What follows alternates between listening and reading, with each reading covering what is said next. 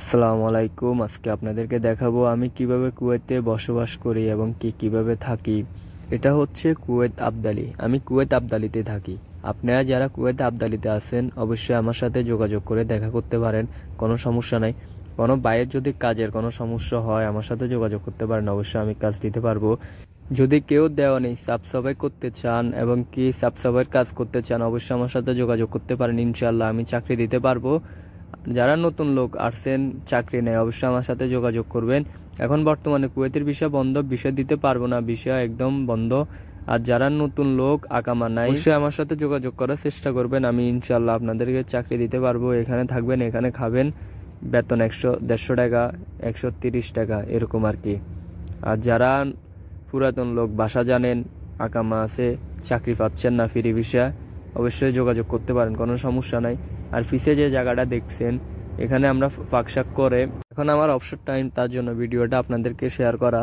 আসলে এখানে ভিডিও করা অনেক টাফ, সব সময় ফ্রি থাকি না।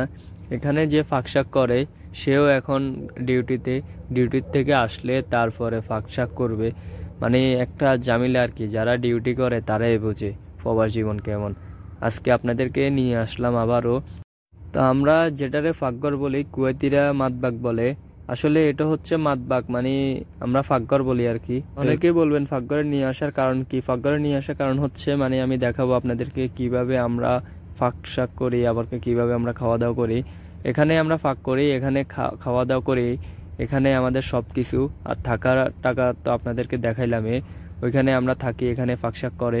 তো সবাই যদি বিকালবেলা আসে ইনশাল্লাহ ফাঁক ফাঁক হবে, ফাঁক করলে আমরা সবাই মিলে খাবো। আর আমি এখন দেখাবো ফ্রিতে কি আছে। আসলে ফ্রিতে তেমন কিছু নাই, এই যে তিন ফলগুলোই, ওই যে ওই দিন তিন ফলগুলো গিয়ে আনলাম, তিন ফলগুলো এখানে ফাঁকে নেই এখনো, এগুলো অনেকটাই আগে ছিল তাই এটা ফাঁকা।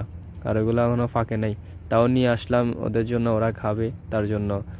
তো এই বলে আজকে আমি আমার ভিডিওটা রাখলাম। সবাই আমার চ্যানেলটি সাবস্ক্রাইব করবেন এবং শেয়ার কমেন্ট দিবেন আগামীতে ভিডিও নিয়ে আসার জন্য।